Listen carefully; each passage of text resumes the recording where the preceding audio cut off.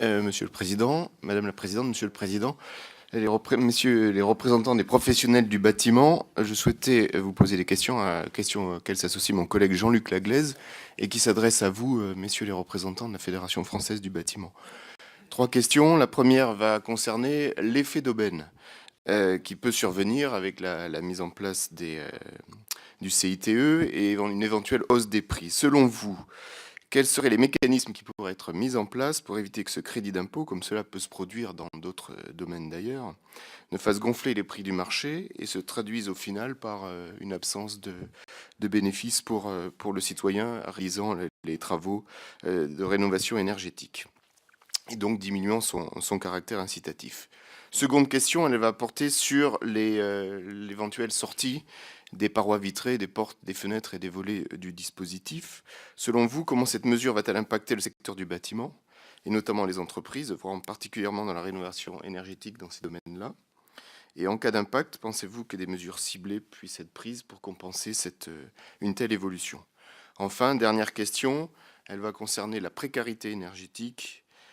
Comme vous le savez, on compte aujourd'hui en France 7 millions de logements mal isolés, 2,8 millions de ménages en situation de précarité énergétique, un coût moyen énergétique pour le chauffage par logement de 140 euros, ce qui représente 5% des dépenses des ménages. Selon vous, quelles sont les mesures à prendre pour accélérer la transition énergétique dans les logements et lutter contre la précarité énergétique? Je vous remercie.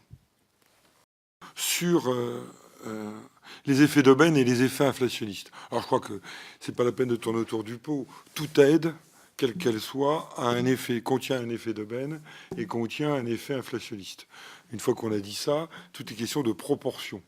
Je crois que la seule réponse que je peux vous faire sérieuse, c'est que vous êtes dans un secteur d'activité où il existe 350 000 entreprises et quand on regarde la pratique, je crois que la mise en concurrence des entreprises, c'est ce qui se fait le plus fréquent.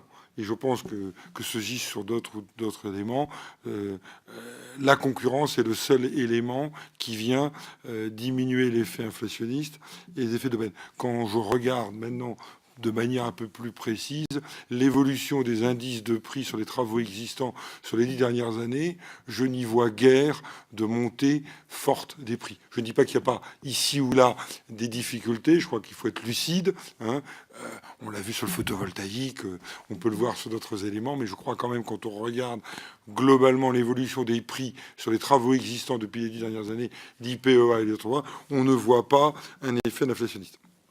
Sur la question de la précarité énergétique. Alors, il est évident que c'est un sujet qui interpelle les professions. Simplement, la question de la précarité énergétique est une question qui doit inclure l'après-précarité énergétique. Si on regarde les choses, même dans le parc HLM, qui je crois représente une maîtrise d'ouvrage de qualité, on voit que dans un cas sur deux, on a une augmentation de la quittance après travaux. C'est ce que les spécialistes appellent l'effet rebond, l'effet aimant. Donc, lutter contre la précarité énergétique, c'est aussi se préoccuper de ce qui va se passer après les travaux et la consommation des ménages. Donc, je ne crois pas qu'il y ait de recette miracle en la matière. Les travaux de l'ANA ou d'autres montrent que cette question de la précarité énergétique